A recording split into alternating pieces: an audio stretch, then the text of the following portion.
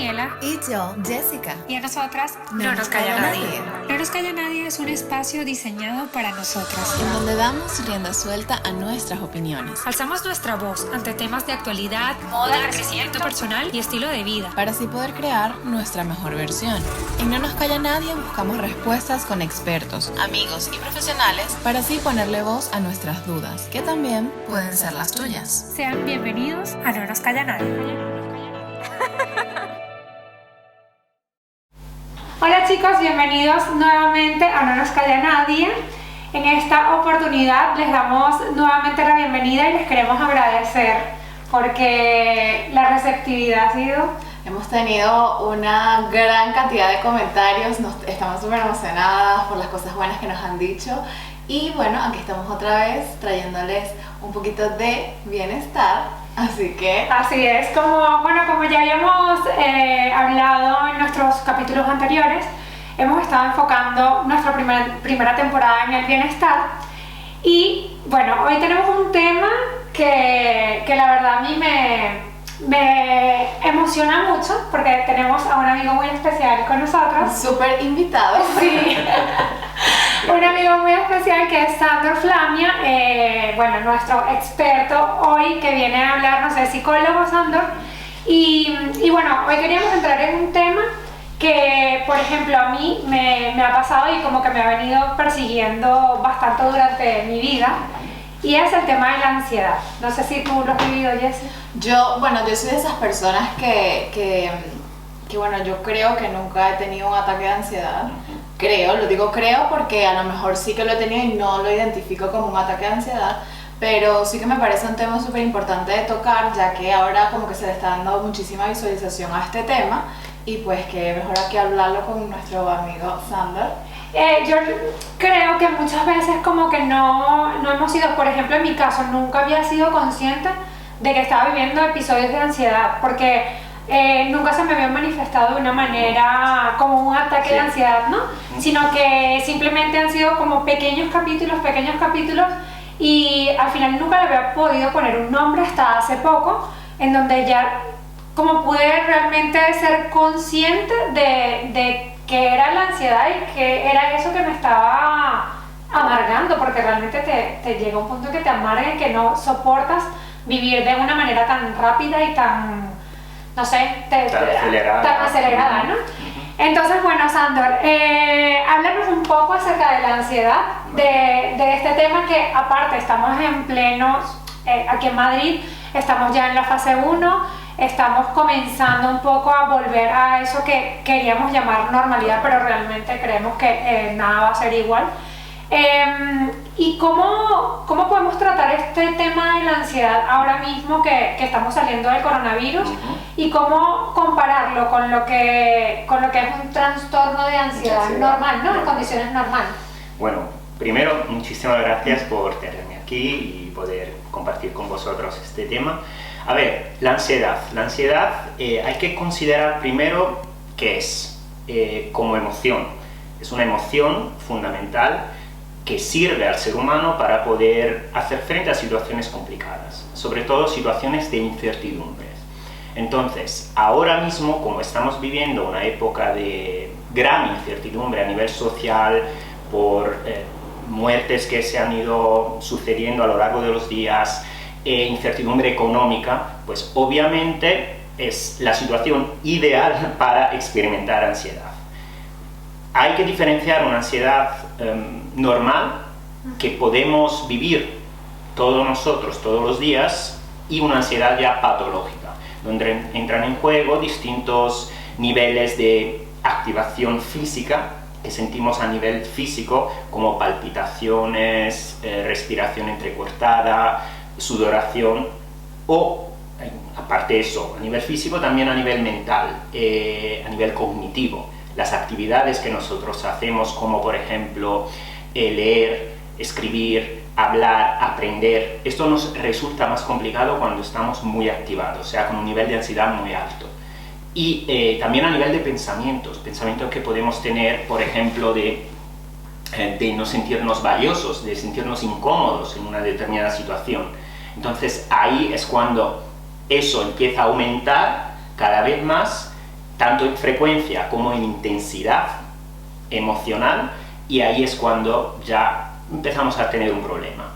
Obviamente hay que tener en cuenta otros factores, no simplemente la intensidad de la duración, sino también la situación que estamos viviendo. Okay. Así que, bueno, sí, estamos viviendo una época un poco complicada desde este punto de vista, y hay que tomar en consideración cosas que podemos hacer en casa, en el trabajo, con nuestros amigos, para intentar rebajar este nivel de ansiedad que muchas veces se puede activar en nosotros. Yo tenía una pregunta que quería comentarte, y no sé si este tema lo podemos desarrollar desde que nacemos.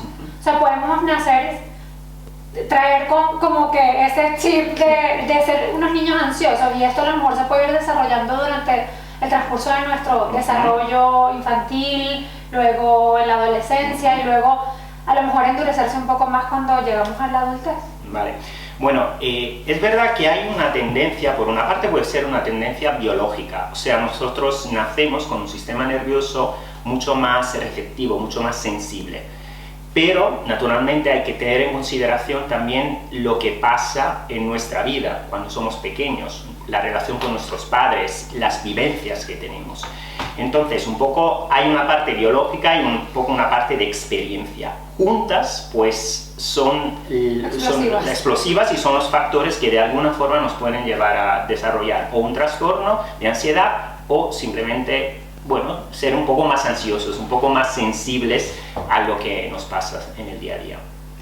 Yo quería preguntarte que, por ejemplo, como dije antes, a mí no me ha pasado como tal que yo haya sentido tener un ataque de ansiedad, pero ¿cómo podemos identificar realmente que tengo un ataque de ansiedad, que me está pasando? Porque, bueno, yo he leído un montón y, por ejemplo, dicen que taquicardia, que sudoración, como acabas de decir, pero también tengo conocidos que me han dicho que se llegan hasta a paralizar por completo. Entonces, sí, ¿cómo podemos diferenciar realmente, bueno, estoy teniendo un ataque de ansiedad en este momento, y qué puedo hacer para calmarme y manejarlo?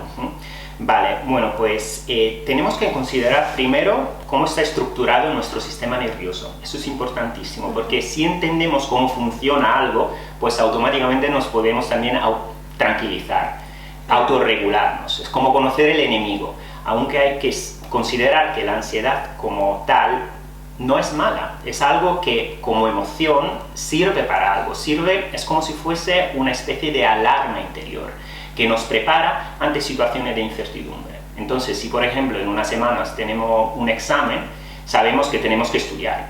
Si no nos activamos, pues estaríamos perdiendo el tiempo, y de alguna forma, pues, bueno, nos prepara. Ahora, volviendo a tu pregunta, es un poco entender primero cómo funciona nuestro sistema nervioso. Nosotros tenemos un sistema nervioso que se puede dividir en dos partes principales. Hay un sistema nervioso central, que es lo que nos lleva a hacer todas las actividades más conscientes, como podría ser leer, escribir, andar, hablar. Y luego hay una parte que es más automático, que regula todas las funciones, como por ejemplo la digestión, el latido del corazón, la presión sanguínea. Todo eso se encarga lo que es el sistema nervioso autónomo. Y en el sistema nervioso autónomo hay dos ramas, que son muy importantes conocer el funcionamiento de estas dos ramas, porque de alguna forma, y ahí voy a explicar por qué eso. Por un lado está la rama simpática, que de alguna forma nos activa, nos pone muy preparados para el ataque, preparados para luchar, o incluso preparados para quedarnos congelados, bloqueados. Eso, por ejemplo, lo que describía tu amigo, el hecho de quedarnos completamente bloqueados. Y por el otro lado está el sistema parasimpático, que lo que hace justo es parar el simpático y lleva otra vez nuestro sistema a encontrar un equilibrio, un punto de tranquilidad.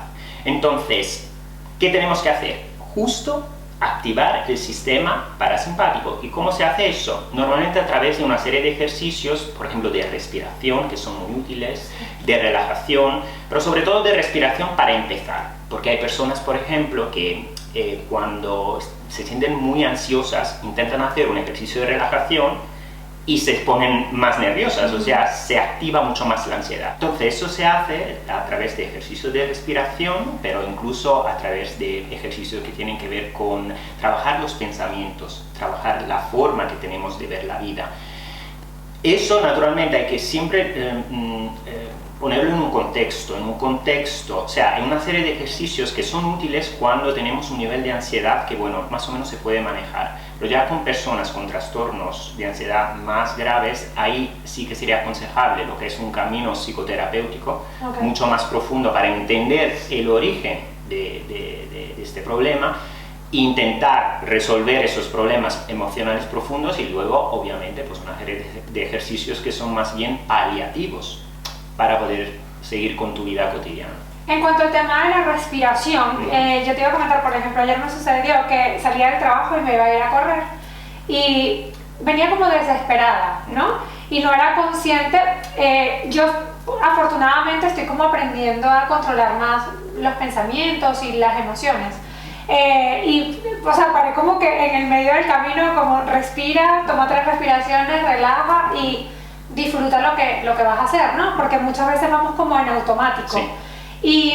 Y yo quería, bueno, no sé si nos podías a lo mejor recomendar algunos ejercicios o herramientas que nos ayuden a ser conscientes de que realmente esto lo podemos, en caso de no tener un trastorno de ansiedad generalizada o algo más grave, para que podamos controlarlo. Vale.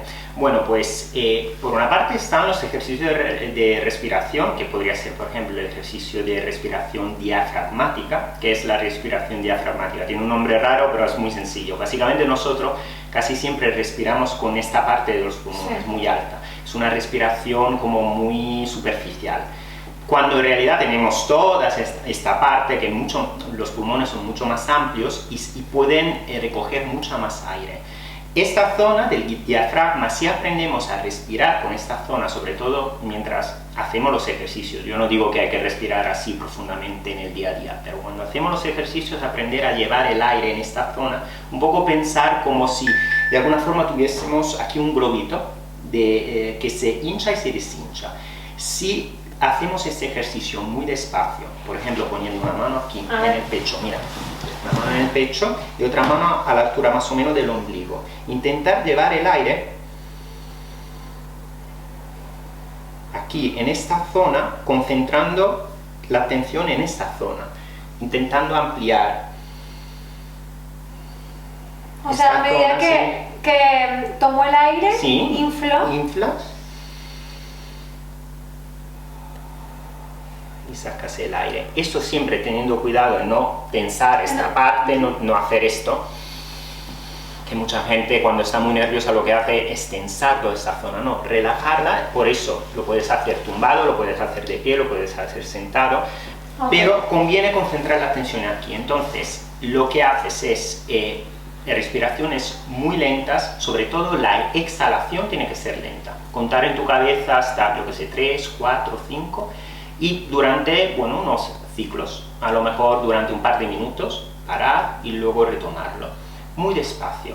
Es el ejercicio más básico, pero más efectivo para empezar a trabajar con los problemas de ansiedad. Luego hay más. Por ejemplo, hay un ejercicio muy útil que es el ejercicio de la respiración del cuadrado, que también es interesante porque esto no solo es útil para aprender a respirar de la mejor forma, pero también aprender a focalizar la atención en algo, un poco como si fuese un ejercicio de meditación, casi de mindfulness. No es avanzado como un ejercicio de mindfulness verdadero, pero bueno, pues nos encamina por ahí. Entonces, imaginar literalmente con los ojos cerrados un cuadrado, o incluso si nos resulta difícil imaginarlo, dibujarlo en una hoja y mirarlo. Y cada lado del cuadrado que estamos imaginando corresponde a un tiempo de respiración. Por ejemplo, la parte inferior corresponde a la inhalación, la parte lateral a retener el aire, la parte superior exhalación y el otro lado del cuadrado en mantener los pulmones vacíos, sin aire. Eso, por ejemplo, empezando contando 1 y 2, 1 y 2 de contener, 1 y 2 exhalación, 1 y 2, y seguir con hasta 5, por ejemplo, cada lado del cuadrado, pues aumentar los números para ir un poco centrando la atención en algo a nivel mental, pero también haciendo el ejercicio de respiración. O sea, se pueden combinar las dos cosas. ¡Wow! Sí. Ya tenemos 2 ejercicios nuevos. Para quienes nos están escuchando en Spotify, pues pueden pasar por YouTube a ver realmente cómo se hace, pero Exacto. yo creo que a mí me sucede que muchas veces escucho podcast o a lo mejor ejercicios de meditación o algo así, y durante el día te ayudan un montón. Durante el día que están, no sé, que puedes al final, durante tu día, puedes experimentar diferentes emociones de acuerdo a las situaciones que vayas viviendo. Totalmente. Y a lo mejor parar un poquito y experimentar y practicar este tipo de ejercicios te puede ayudar un montón, ¿no? Sí. Yo creo que también tiene mucho que ver con conocerte a ti misma y saber, pues, qué es lo que me causa ansiedad. Yo, por ejemplo, soy una persona que ya identifiqué que me causa muchísima ansiedad llegar puntual a cualquier sitio. Entonces, por mucho tiempo era para mí como, me sentía como, bueno, si no llego, o sea, si llego un minuto tarde, es que es lo peor que me puede pasar. Y te pones como súper rara. Y ya he logrado como que identificar que, bueno, no pasa nada si llego un minuto tarde, 2 minutos tarde, la vida no se acaba. Sí. Pero sí que tienes que, yo creo que es muy importante eso, saber qué es lo que sientes, conocer tus emociones y también saber controlarlas, ¿no? Eso es. Que- Yo te quería preguntar una cosa muy importante, porque bueno, hablamos de herramientas y de ejercicios, pero a mí siempre he sentido muchísima curiosidad en cuanto a cómo controlar los pensamientos. Porque a lo mejor eso también nos puede ayudar, ¿no? Pero es difícil estar durante el día, despertarte y, no sé, como decir, todo está bien, todo va a estar bien, todo sale bien, pero al final como que el subconsciente habla muchísimo durante el día. No sé cuántos pensamientos podemos tener al Miles y día. miles. Puede ser miles, millones, no sé cuántos, pero hay una técnica que nos puedas dar como un tip allí para ayudar a controlar esos pensamientos negativos. Vale, bueno, pues con los pensamientos, a ver, es complicado porque es verdad que nuestra mente es como si fuese una fábrica de pensamientos, están ahí constantemente saliendo pensamientos y además todos los pensamientos que tenemos casi siempre nos los creemos. Creemos que lo que estamos pensando es real, de alguna forma está conectado con la parte más profunda de nuestro ser.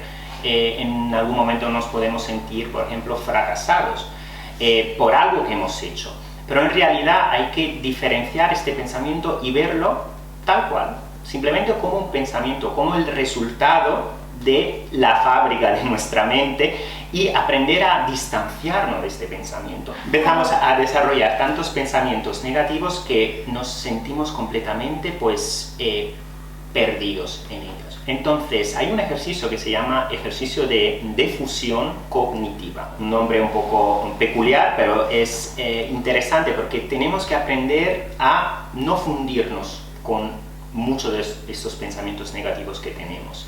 Entonces, darnos cuenta que, por ejemplo, nos sentimos que hoy ha sido un día horrible, nos sentimos de alguna forma que hemos fracasado con algo y tenemos la tendencia a pensar, yo soy un fracasado, soy una persona que fracasa en el día a día.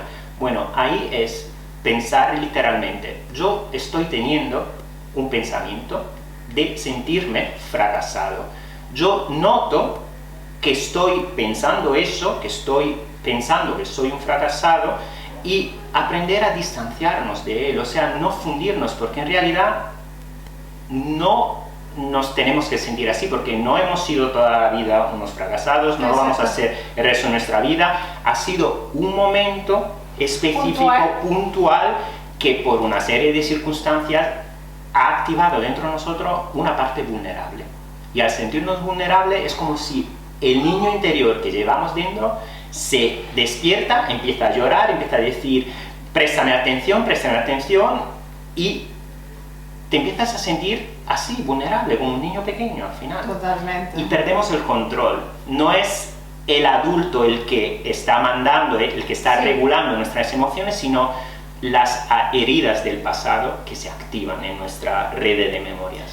Qué fuerte como trabaja la mente, Es ¿no? muy complicado.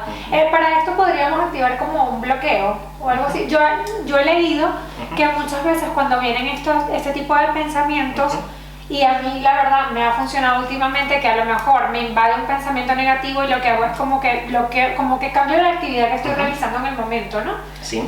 Ya sea que a lo mejor me despierto por la mañana. Yo estoy practicando últimamente la meditación, entonces por la mañana la hago, pero a lo mejor puede llegar un día en el cual no me apetece hacer la meditación, sino que tengo un pensamiento negativo o de tristeza. Y allí lo que he practicado últimamente es pararme en la cama. O sea, ir a la acción, a cepillarme los dientes, a hacer alguna actividad que quizá me pueda distraer un poco de ese pensamiento. Sí. ¿Puede funcionar? En algunos momentos puede funcionar. Obviamente, si es algo que estamos viviendo en una situación con mucho estrés, es un poco más complicado, porque a lo mejor un pensamiento negativo te lleva a otro pensamiento negativo y no podemos desconectarnos. Pero hay momentos en los cuales pues está bien no regodearnos en esos pensamientos negativos, porque de alguna forma se alimentan. O sea, hay un pensamiento negativo, otro y otro y otro. Exacto. Y está bien activarnos a nivel conductual. Bueno, me levanto, hago una actividad, hago ejercicio. O sea, todas las actividades placenteras que de alguna forma nos hacen sentir bien, pues nos pueden ayudar a alejar algunos pensamientos negativos. Pero también hay que fijarnos en lo que estos pensamientos a veces nos dicen de nosotros, porque si son muchos y son muy repetidos, nos están diciendo algo, nos están diciendo que algo relacionado con nosotros pues está ahí y bueno, pues a lo mejor hay que revisarlo, hay que analizarlo y entender por qué pasa eso. Al final, otra vez, volvemos a la utilidad de la ansiedad, a la utilidad de las emociones que tenemos. Todas las emociones que tenemos son útiles.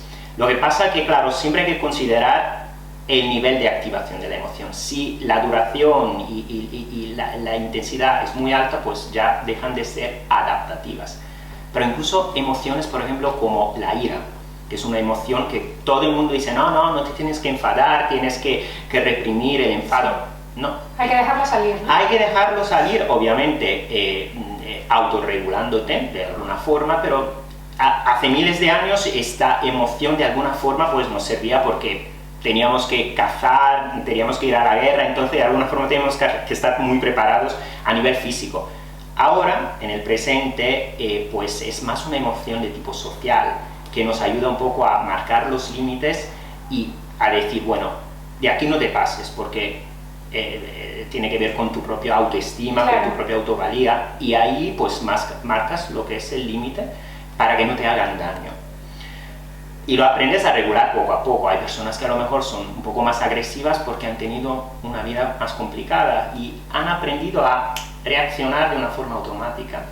Pero estas formas automáticas de reaccionar también se pueden educar con el tiempo. Y con una buena terapia, yo creo que eso es fundamental. 100%, sí, totalmente. Sí.